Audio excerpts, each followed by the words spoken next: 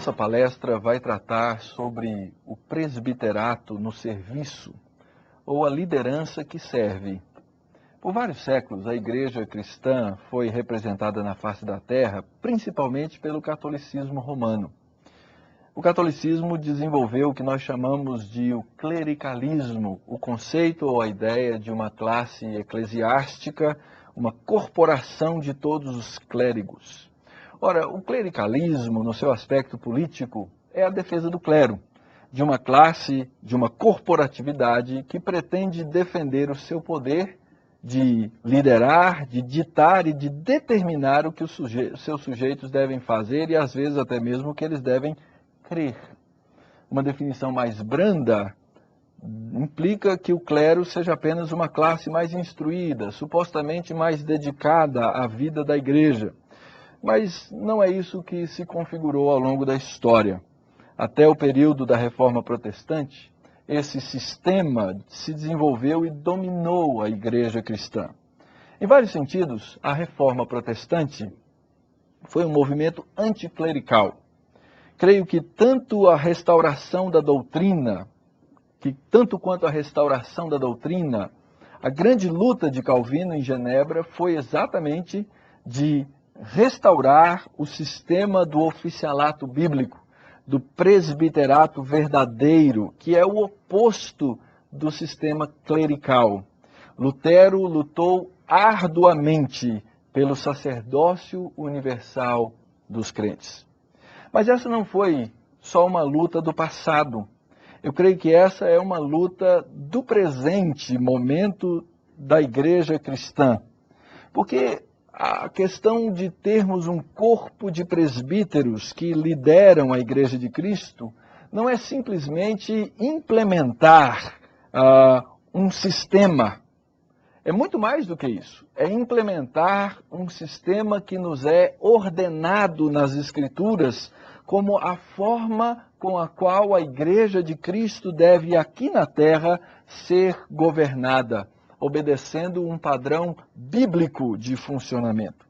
Logo, como eu disse, é muito mais do que um sistema. O oficialato é um sistema que tem por trás de si uma teologia muito importante e que envolve, antes de mais nada, o pressuposto básico de que aqueles que estão envolvidos no seu exercício são, na verdade, indivíduos que foram convertidos pelo Senhor Jesus Cristo e que agora, dentro desse sistema, querem fazer aquilo que Jesus Cristo ordenou para a sua igreja.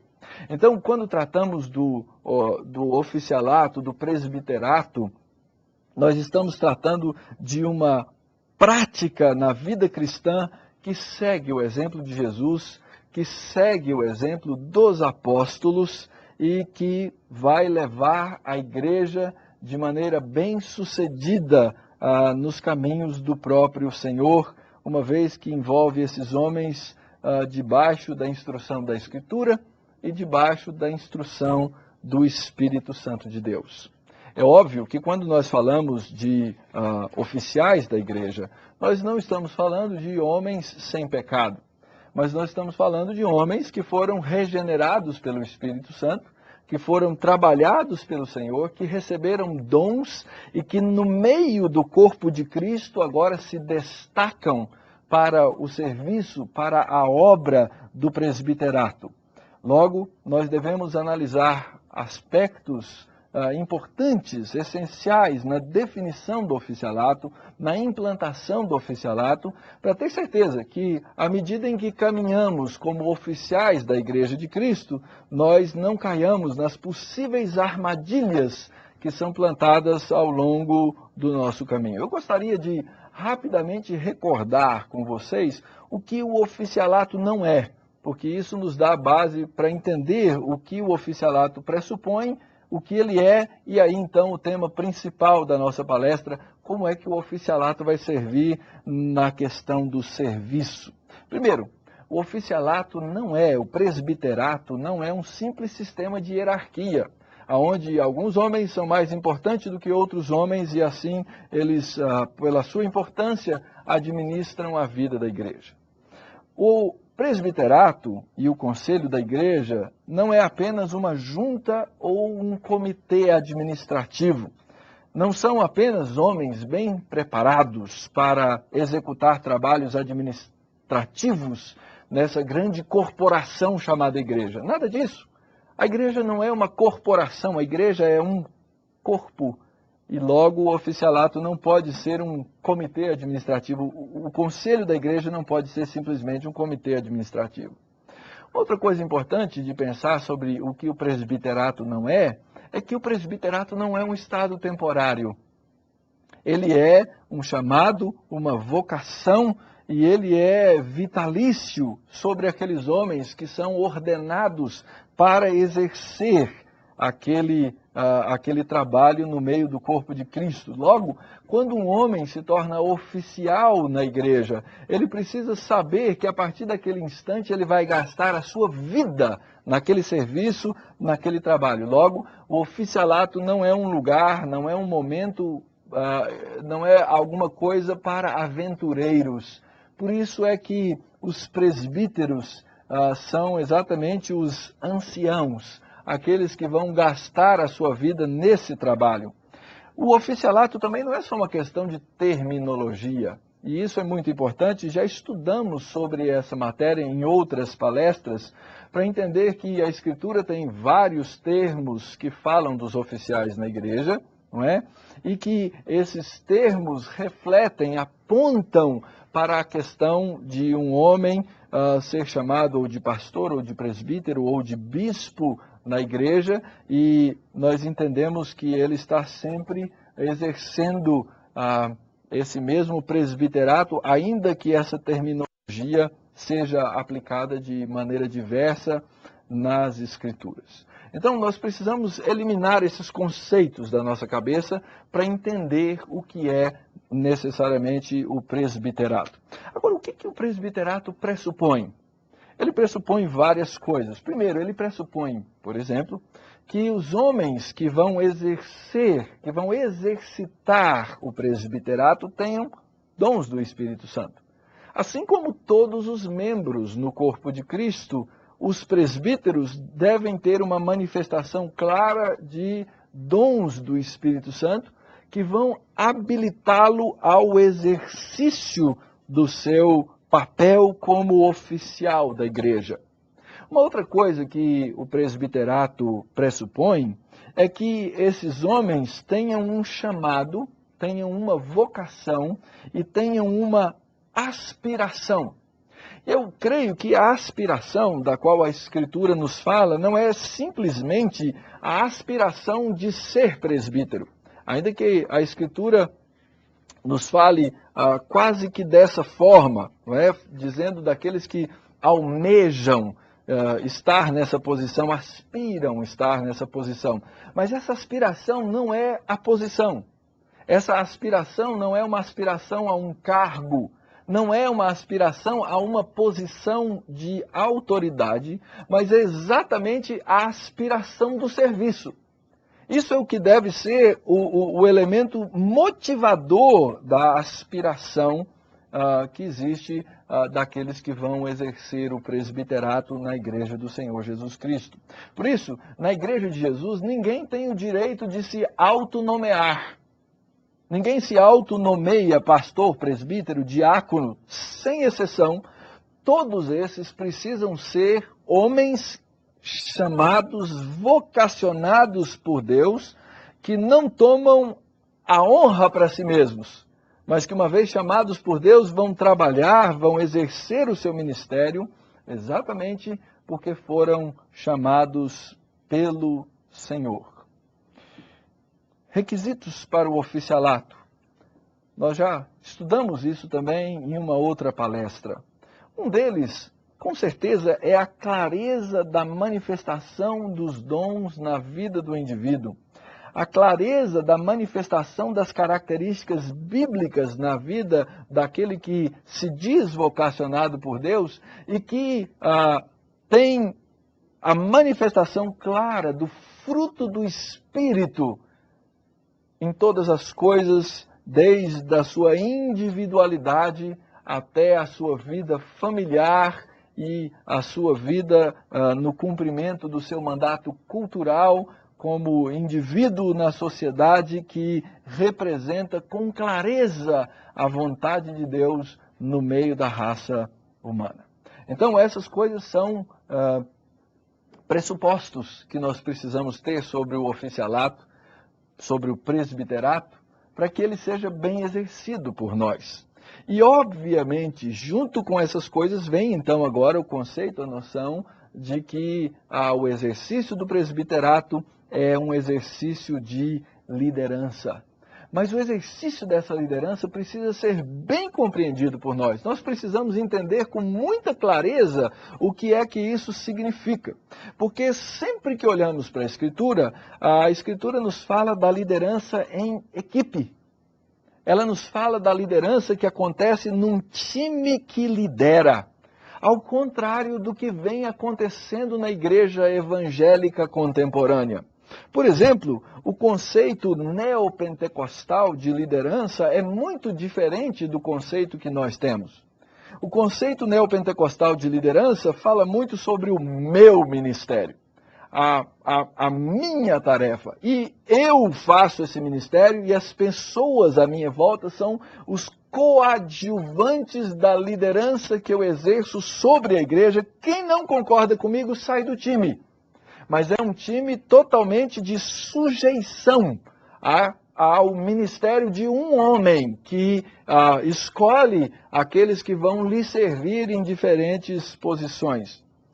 Mas não há passagens na Escritura que falem do governo e liderança da igreja por um só homem, por uma só pessoa, mas sempre por um corpo de homens escolhidos e chamados por Deus para esse exercício, para essa tarefa.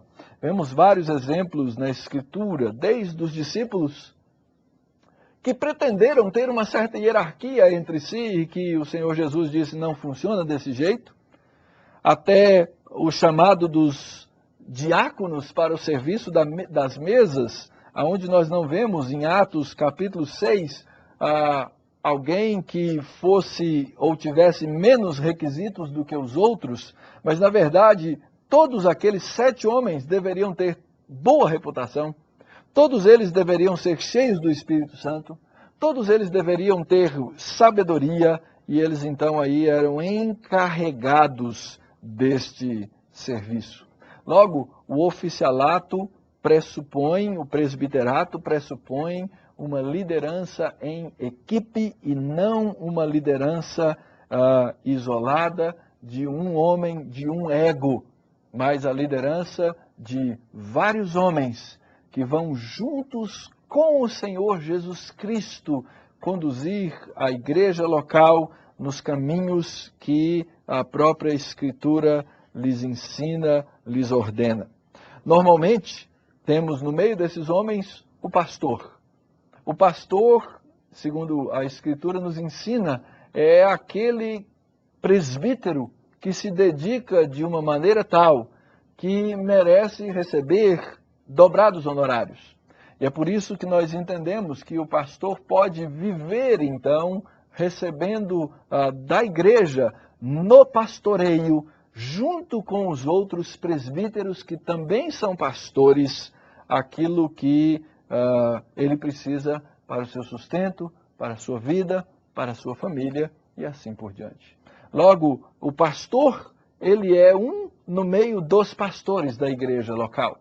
Ele é um pastor entre outros pastores, mas ele não é um homem de destaque exclusivo entre eles, exceto no serviço que ele vai prestar, porque esse serviço ele costuma normalmente ser diferenciado na aplicação do seu tempo e da sua dedicação para as obras da igreja.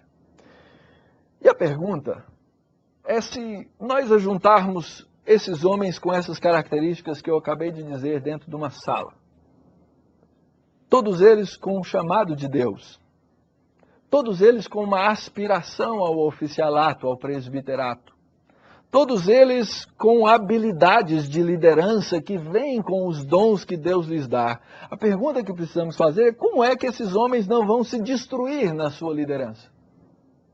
Como é que um não vai abafar e confundir ou minar a liderança do outro?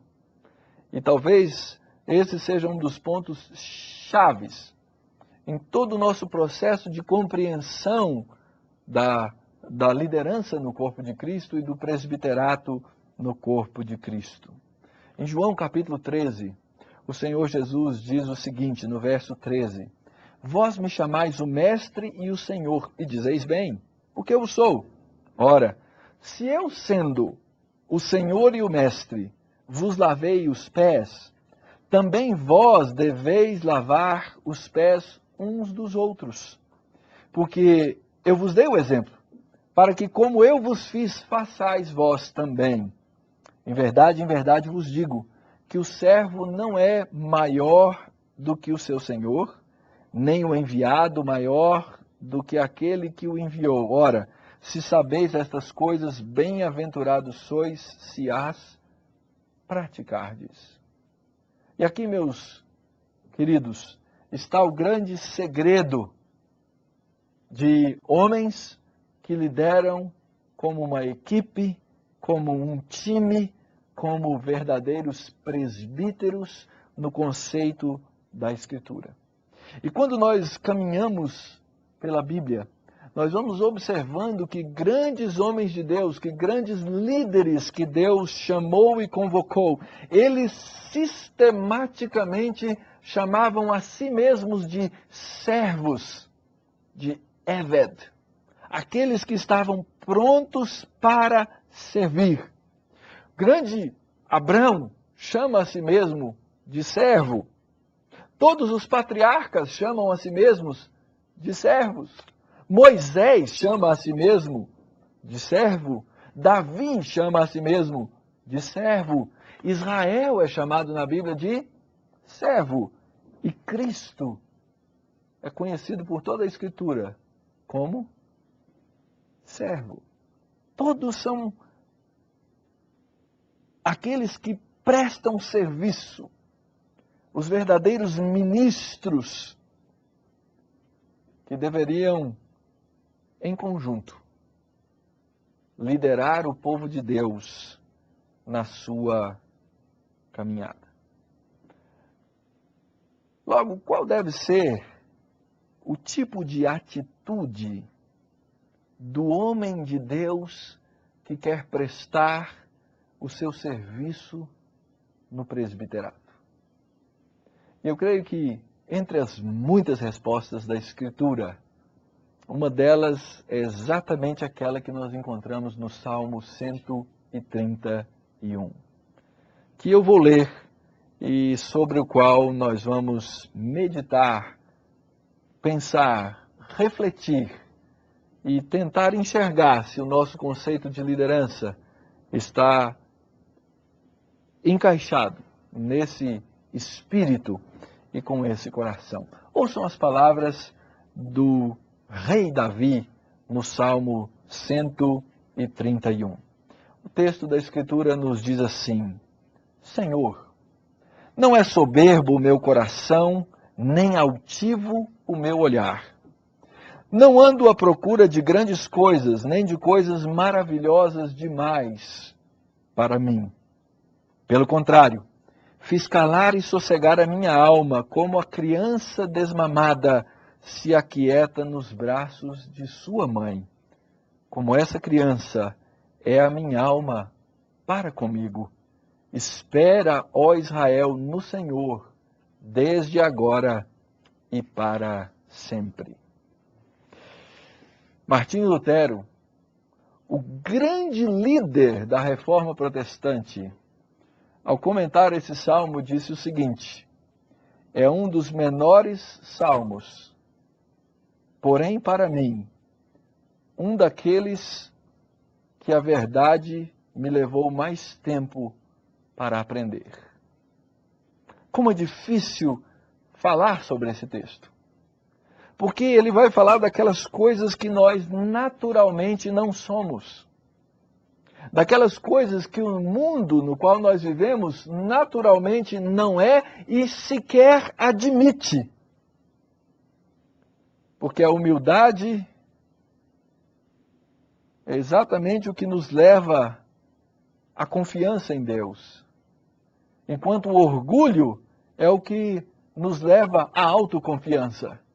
E o nosso mundo, ele vai constantemente nos ensinar que nós devemos ser o quê? Autoconfiantes. E quando você não tem a autoconfiança necessária, quem sabe você vá a uma livraria e entre centenas e centenas de títulos escolha um livro de autoajuda, porque é você que tem que se ajudar. Esse é o tom do ensino no mundo em que nós hoje vivemos. E a pergunta, então, que eu faço é a seguinte: é possível ser humilde no sentido em que esse texto quer nos ensinar? É possível reproduzir na minha vida essas palavras de Davi? Ou melhor, quem sabe se nós começarmos nos perguntando: Davi tinha qualificações suficientes para escrever e para pronunciar esse salmo? Essa foi a pergunta que eu fiz a mim mesmo quando me deparei com esse texto. E fui então atrás das páginas da Escritura verificar talvez aspectos da vida de Davi que não sejam tão comumente abordados e tentar buscar se Davi tinha essas qualidades e essas habilidades. Vejamos, quem foi Davi? Davi, com certeza, foi o maior rei de Israel, porque ele foi o homem debaixo do qual Deus de fato estabeleceu uma monarquia sobre o seu povo. Isso não havia acontecido debaixo de Saul com toda a força que aconteceu no tempo do rei Davi. Davi era reverenciado no seu tempo e continua até hoje a ser reverenciado. Aliás, quando fala-se do rei Davi, todo mundo tem uma ideia e uma noção de quem seja, porque é uma figura que se sobressai na história por suas muitas habilidades, com certeza. Aliás, a sua subida à posição de rei foi muito interessante. Ele era um grande comandante militar. O povo o aclamava constantemente.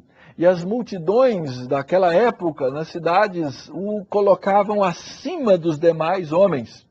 Era um homem, aparentemente, de pequena estatura, mas que tinha a coragem de enfrentar o gigante, Golias. E, com certeza, isso fazia com que muitos temessem a Davi pelas suas qualidades, pela sua capacidade, por ser um grande estrategista militar, alguém capaz de tomar decisões precisas em tempo de crise. Isso faz de Davi um homem qualificado para escrever esse salmo? Todo esse poder e toda essa admiração que Davi tinha sobre a sua pessoa o qualificavam para isso? Eu creio que não é por isso que Davi escreveu esse salmo, mas exatamente por outras qualificações que ele tinha. Observem a história de Davi, que é narrada em 1ª e 2ª Samuel, Reis e Crônicas. Primeiro, Davi nunca foi um homem precipitado na sua liderança. Aparentemente, era um homem que não precisava de marketing pessoal para exercer a liderança que exerceu. Aliás, o profeta o ungiu rei sobre Israel, mas antes que ele viesse a ser de fato rei sobre todo Israel, demoraram 17 anos. Talvez se fosse um de nós aqui, tendo sido ungido rei pelo profeta, saíssemos na rua, alguns mais discretamente, dizendo: olha, o profeta me ungiu, outros tocando trombeta e colocando na televisão: o profeta me ungiu. Davi aguardou na sua posição de pastor de ovelhas, porque era exatamente isso que ele era. E eu creio que o seu pastoreio de ovelhas fez parte do processo que Deus usou para que ele viesse a se tornar o grande líder e o verdadeiro líder de Israel, como foi. Dos 17 anos que Davi aguardou, Ele gastou 10 anos fugindo de Saul, que era rei em Israel. Ele teve a oportunidade, provavelmente com um certo direito, de matá-lo por 2 vezes, porque ali era uma luta de quem sobreviveria ao final, quando Saul sistematicamente tentou destruir a vida de Davi. Depois desses 10 anos, é que Davi foi ungido rei sobre Hebrom, uma parte menor, quase que insignificante, ao sul de Israel, e ali ele permaneceu reinando 7 anos, enquanto o filho de Saul, Isbosete, reinava sobre todas as outras tribos de Israel. E só depois desse período é que ele foi elevado à posição de rei de fato. E no final do seu reinado, depois de muitos anos de poder, o seu filho levantou-se contra ele. Eu tenho impressão que o seu filho poderia ser facilmente derrotado por Davi. Mas o que é que Davi faz quando seu filho se opõe e tenta uma rebelião? Davi foge. O que provavelmente a maioria de nós olharia e diria, que fraqueza tremenda. Mas ele volta para o lugar de onde ele veio e aguardou a orientação de Deus para a sua restauração ao trono de Israel. Eu creio que essas coisas, ou esses detalhes que não aparecem muito frequentemente sobre a vida de Davi, são exatamente aqueles que ensinaram Davi essas palavras sobre a liderança. Quando ele aprendeu a aguardar a orientação de Deus e os propósitos de Deus para a sua própria vida. E é por isso que a Escritura vai chamar Davi de o homem segundo o coração de Deus. Logo, o que o homem segundo o coração de Deus deve buscar em sua vida? Quais são as suas características? O que esse texto nos ensina do coração desse homem diante de Deus? Como é que nós devemos trabalhar essas coisas na nossa vida de líder? Davi nos ensina, primeiro, que devemos viver o padrão de Deus. E o padrão de Deus é o padrão que a Escritura nos ensina, o exemplo que o Senhor Jesus Cristo nos dá e aquilo que Ele chama o seu povo a fazer na posição de liderança. Davi, com certeza, precisou, durante a sua história, crucificar várias coisas para continuar o seu percurso e o seu caminho. Exatamente o chamado de Jesus. Quem quiser me seguir deve tomar a sua cruz. Negar-se a si mesmo. Isso é exatamente a primeira sentença desse texto, quando Davi nos diz: não é soberbo o meu coração. E esse é um exame que todos os crentes deveriam fazer todos os dias na sua vida. Todos os dias. Porque a soberba, ela é uma disposição natural do ser humano caído. E nós crentes não estamos livres do pecado da soberba, porque nós somos caídos. Ainda que regenerados. E quando li esse texto, fui procurar o significado de soberba no dicionário. E uma das definições diz assim: é uma manifestação ridícula, arrogante, de um orgulho, às vezes ilegítimo. Porque eu creio que há determinadas formas de orgulho que são legítimas, que não são pecaminosas. Talvez devêssemos dar um outro nome, porque a palavra orgulho ela já carrega essa ideia de que alguma coisa ilegítima está ali funcionando. Mas eu creio que a soberba ou o orgulho ilegítimo é quando nós perdemos a perspectiva de Deus para medir a nós mesmos. Hoje fala-se muito sobre autoestima. Autoestima é a forma como eu mesmo avalio aquilo que eu sou. E nós encontramos as pessoas hoje dizendo: você precisa ter uma alta autoestima. Porque se você tiver uma baixa autoestima, você não vai ser bem-sucedido. Mas o ensino da Escritura não é esse. O ensino da Escritura é que nós devemos ter uma correta estima daquilo que nós somos. Nós precisamos lembrar que o nosso padrão de medida, a vara de nos medir, o cânon de nos medir, é o cânon de Deus. E a soberba vem exatamente quando eu começo a olhar para mim mesmo com a medida do meu coração inundado do meu pecado. E eu começo a pensar a respeito de mim mesmo mais do que convém pensar, como diz Paulo em Romanos capítulo 12, tanto além quanto aquém do que convém. E aí nós começamos a pecar, porque nós começamos a extrapolar a medida que Deus nos dá para medir a nossa estatura. Ora, à medida em que o coração do homem caminha pela soberba, ele não consegue mais olhar para si mesmo com os olhos de Deus. O crente começa a achar que ele é bom crente porque ele é um cara bom mesmo, não é? Não por causa de Deus, não por causa da graça, não pela operação da misericórdia, mas pela sua própria capacidade, pela sua própria engenhosidade. E começa a esquecer-se que é crente porque Deus o fez crente, por pura graça e misericórdia. E se existe algo, se é que isso é possível, que é deprimente em todos os seus aspectos, é um crente soberbo. Aliás, a Escritura nos diz: abominável é ao Senhor todo arrogante de coração. É evidente que não ficará impune. Jesus nos conta a história de dois homens que foram orar. Um disse: Senhor, eu te agradeço porque eu não sou como esse cara aí, é um pecador. Qual o erro desse homem? Primeiro, ele vivia uma fé para o consumo público, ele queria aparecer para todo mundo. Por causa da sua soberba, é óbvio.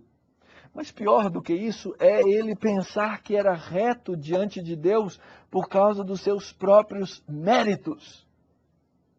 E aqui é exatamente o ponto aonde o presbiterato se desfacela. Quando reunimos homens que começam a pensar que são e que alcançaram uma posição por causa daquilo que eles podem fazer e começam a medir a sua vida, o seu coração, pela medida dos homens. E esses corações esquecem de se quebrar diante da verdade. E a consequência é óbvia. Davi diz: não é soberbo o meu coração e nem altivo o meu olhar. Logo, se o coração é soberbo, o olhar também é altivo. Essa é uma expressão comum, uma forma de expressão comum na Bíblia hebraica, um paralelismo que a gente chama de progressivo. É o mesmo conceito, só que agora ele é um pouco estendido na segunda parte de um determinado verso. Primeiro, Davi nos fala do que vai dentro do coração.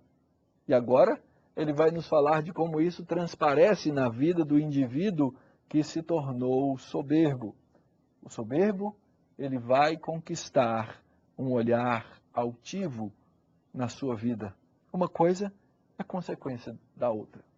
Agora, a altivez aqui não se manifesta necessariamente com esses olhos da carne.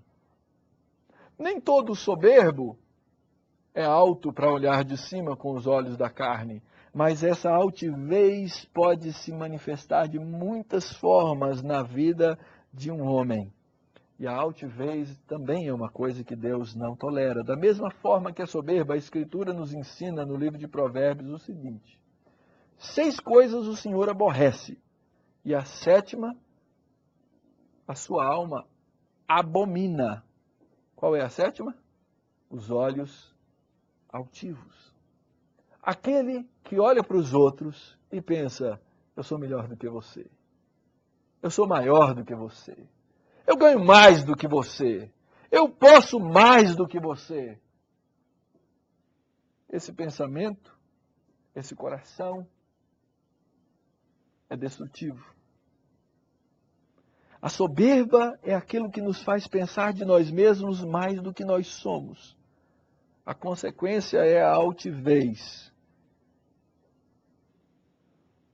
que nos faz olhar para nós mesmos como se fôssemos mais do que nós somos. Isso é exatamente o oposto do que o Senhor Jesus ensinou. O Senhor Jesus ensinou que quem quer ser servido vai fazer o quê? Vai servir. O maior no reino deve ser o quê? O menor. E Davi tinha essas características. Interessantemente, o grande rei de Israel era também aquele homem que no meio do povo vinha celebrando a chegada da arca à cidade. E é interessante o episódio em 2 Samuel, capítulo 6, porque a esposa de Davi, que era filha do rei Saul, estava da janela olhando Davi chegar no meio do povo com toda aquela alegria, no meio dos servos e das servas. E quando Davi chega em casa, ela lhe passa literalmente uma descompostura. O que é isso? Você é o rei de Israel e fica se misturando com o povo.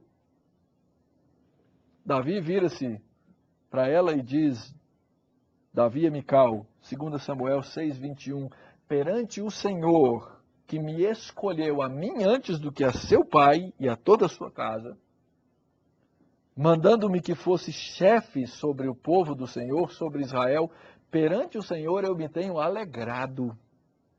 Ainda mais desprezível me farei e me humilharei aos meus olhos. Quanto àquele povo, as servas de quem falaste, provavelmente você está com ciúmes, delas serei honrado. Davi sabia que ele não podia olhar o seu povo por cima, porque a soberba e a altivez destruiriam a sua própria liderança. E como cristãos, nós precisamos, como presbíteros, nós temos que saber dizer não à arrogância.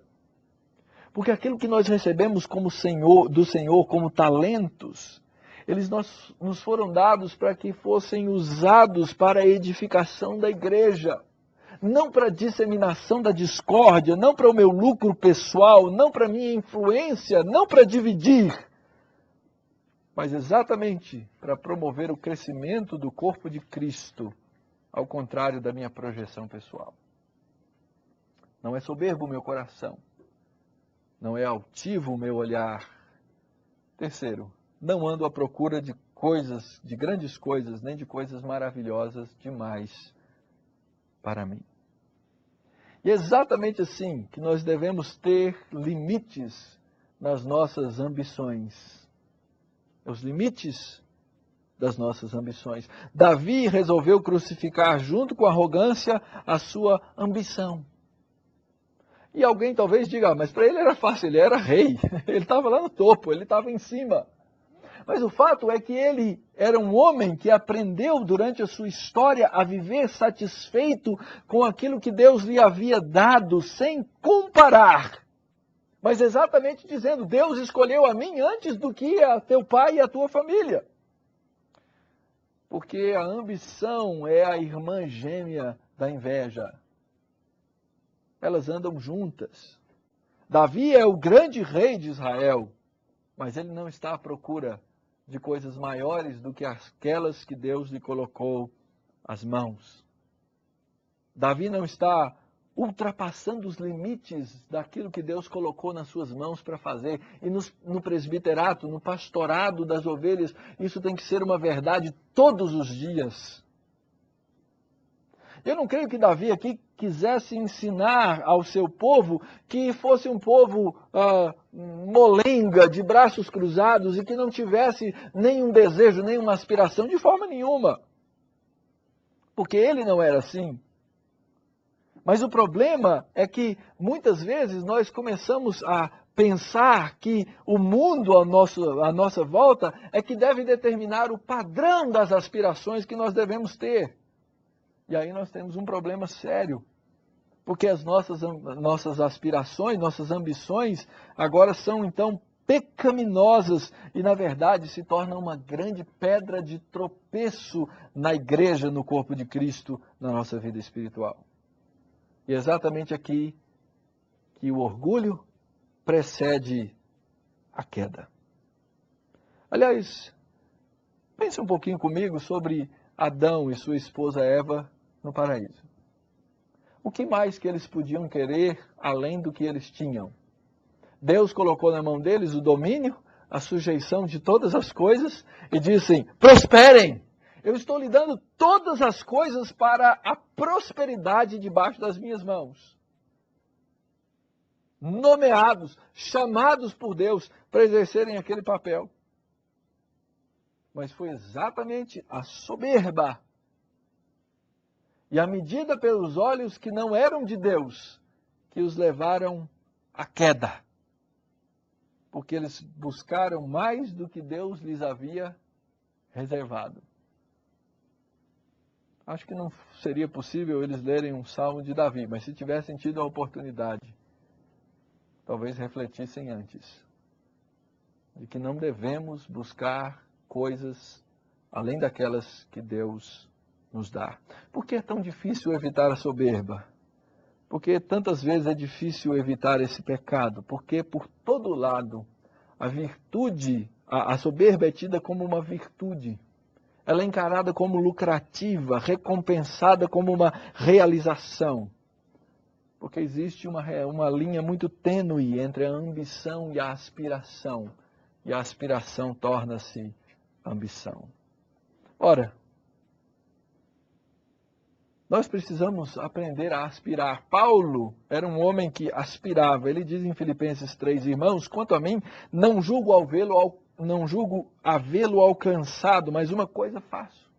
Esquecendo-me das coisas que para trás ficam e avançando para as que diante de mim estão, eu prossigo para o alvo, eu prossigo para o prêmio da soberana vocação de Deus em Cristo Jesus.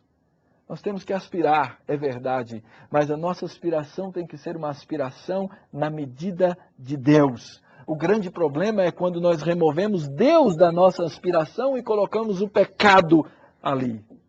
E aí, então, isso tudo termina em pura arrogância e ambição carnal. Quantos exemplos tristes nós temos de igrejas que se esfacelaram, não por causa da verdade, não por causa do amor a Cristo, mas por causa da arrogância e da ambição carnal de homens. Tomemos cuidado com essas coisas. Mas Davi continua e nos diz, pelo contrário, o padrão de Deus é totalmente o outro. O padrão de Deus é o padrão que ele descreve aqui numa figura muito bonita. Ele diz, fiz calar e sossegar a minha alma como uma criança desmamada se aquieta nos braços de sua mãe. Como essa criança é a minha alma para comigo. Essa figura deve descrever o crente, essa figura deve descrever o líder, essa figura deve descrever o presbítero na Igreja de Cristo.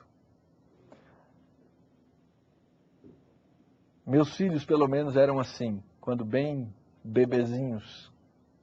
Quando batia a hora da fome, não tinha quem os parasse.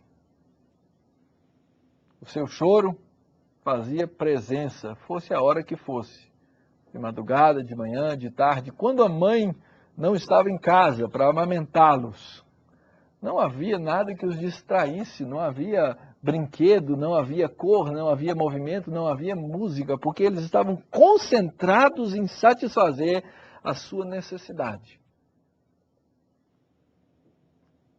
Quando eles estão mamando, também não é bom mexer com eles, porque o seu foco é um só. Mas uma criança que terminou de mamar no colo da sua mãe,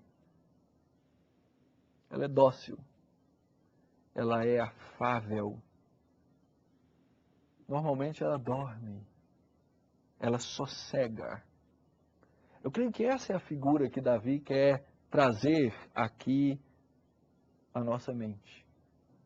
A presença da mãe significa agora o seu conforto. Antes era o leite da mãe, agora é a presença, é a segurança. E a nossa caminhada cristã, e talvez aqui eu esteja fugindo um tanto quanto da figura de Davi, o que Davi quer nos chamar, mas tentando continuar essa figura, a nossa caminhada, queridos, como cristãos e como líderes, ela tem que chegar num determinado ponto. E é como a caminhar de uma criança. Uma criança, ela a princípio, a mãe é simplesmente um objeto de alimentação, de cuidar das suas necessidades. Quando a criança é bem pequenininha, ela não sente falta especificamente da sua mãe. Se alguém mais tomar cuidado das suas necessidades, ela vai se realizar. Mas à medida em que elas crescem um pouquinho, elas agora já sentem segurança na pessoa, porque a mãe é aquela que a livra dos problemas, que traz soluções para as suas dificuldades, que satisfaz as suas vontades. Então, a figura da mãe muda de perspectiva. Mas o ideal é que quando os nossos filhos crescem,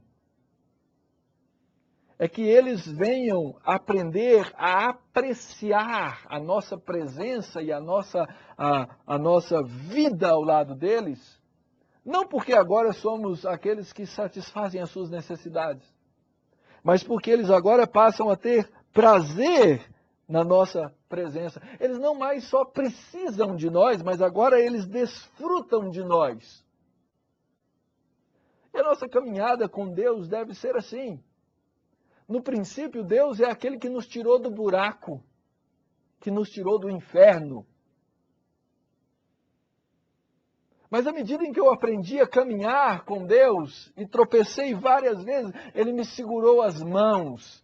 E eu aprendi ao longo da história que Ele também é aquele que se faz presente nas minhas tribulações. Mas muito mais importante do que isso é o fato de que agora eu tenho prazer. E não simplesmente fico esperando um Pai do céu que vem aqui satisfazer as minhas necessidades infantis. Mas agora eu aprendi a amar a Deus, mesmo quando Ele me nega aquilo que eu penso necessitar, crendo que é o melhor para mim. Por quê? Porque a presença dEle é melhor do que qualquer coisa. E a graça dEle é melhor do que a própria vida. Creio que essa imagem deve nos lembrar também a escolher para a nossa liderança aqueles homens que já não mais andam como crianças, só querendo leite, ou quem sabe, só se pendurando em Deus para não tropeçar num caminho esburacado, mas aqueles que aprenderam a ter prazer na presença de Deus, que sabem calar a sua alma diante do Senhor. Exatamente, porque conhecem o prazer da sua presença. Eu me lembro daquela parábola do louco, lembram-se? Em Lucas, diz que um homem foi e plantou e encheu seus celeiros, e Jesus diz: louco, hoje à noite vão pedir a tua alma, o que é que tens para dar? E a nossa resposta deveria ser: Senhor, eu tenho uma alma sossegada e calada na tua presença por causa da tua graça. Apesar da posição que Davi tinha, ele reconhece que a sua vida depende do Senhor. E tudo isso, então, agora resume-se numa oração coletiva que Davi faz pelo seu povo, no verso 3. Espera, ó Israel, no Senhor, desde agora e para sempre. Esperar o quê? Esperar que Deus nos dê aquilo que a gente quer? Esperar que Ele nos sacie? Esperar que Ele nos encha de brinquedos e posições? Não, absolutamente não. Esperar é ter a convicção de que aquilo que Deus me deu nesse momento é aquilo que Ele quer para mim. E por isso, eu não vou desenvolver nem a soberba, nem a altivez, e nem procurar mais do que aquilo que Deus me deu. Significa que eu vou simplesmente cruzar os braços numa vida contemplativa? Não. Significa que nós precisamos aprender a viver em nosso trabalho constante com uma confiança calma, uma confiança serena, que sabe a diferença entre uma ambição infantil desgovernada e uma aspiração madura e fiel à vontade de Deus.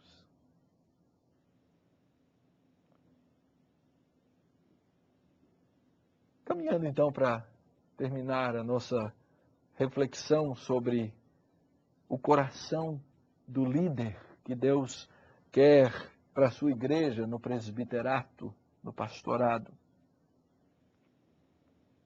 O que é que nós podemos tirar como lições desse texto? Primeiro, negativamente, nós aprendemos que uma motivação errada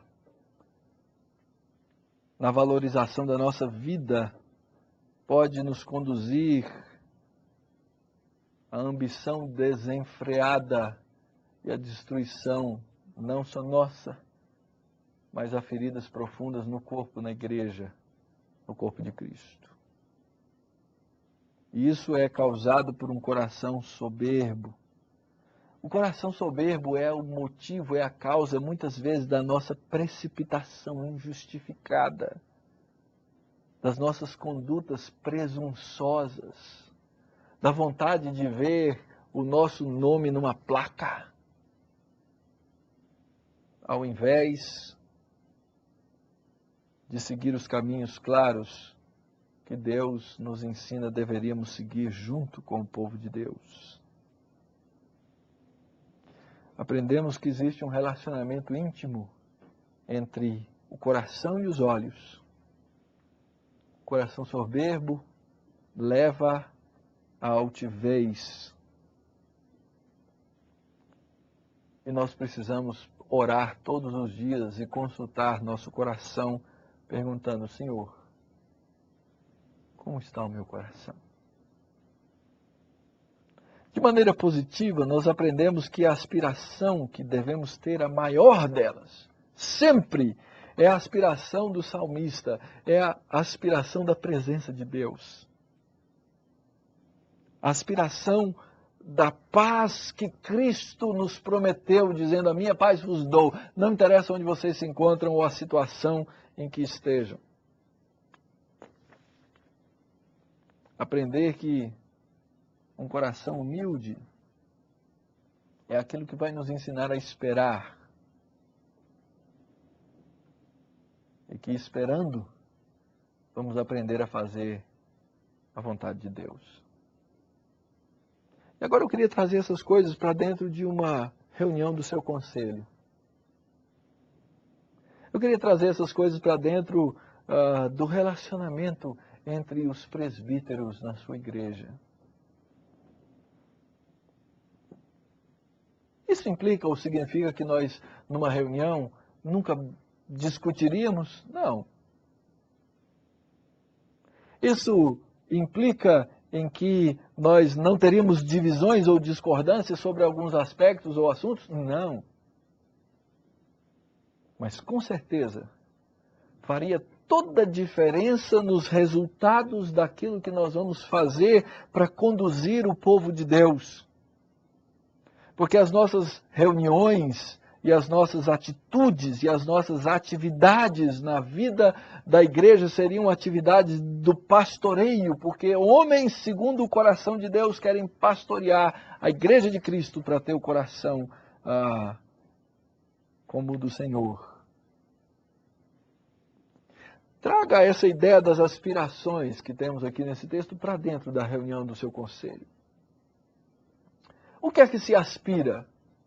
Essa é uma coisa que muitas vezes é dolorida, porque muitas vezes nós gastamos horas e horas a fio nas nossas reuniões, nos nossos planejamentos, e acabamos, às vezes, nos tornando um comitê administrativo, e não uma equipe ou um time que, com o coração sem soberba e com o olhar não altivo, lidera o povo de Deus caminhando para esperar nele. Traga essas características para a forma como você se relaciona com as pessoas. E como é que as pessoas enxergam a você? Exatamente. Para que aprendamos a tratar uns aos outros conforme a caridade de Cristo, o amor do Senhor e sem soberba. Traga esses aspectos para os alvos. Recentemente eu vi a campanha de uma determinada igreja. O alvo era ser a maior igreja de Goiânia, a cidade onde eu pastoreei durante um tempo. Aonde está a medida? Aonde está a vara? Ser o maior é o alvo de Deus? Traga esses pensamentos para o seu coração e pergunte diante de Deus: Senhor, é soberbo o meu coração? Jesus, é altivo o meu olhar? Ando à procura de coisas maiores que o Senhor colocou na minha mão? E se fizermos isso, temos a grande oportunidade de mudar a vida da igreja pela obra de Cristo, sendo um corpo de líderes que serve ao Senhor Jesus. E que Ele nos abençoe nessa tarefa.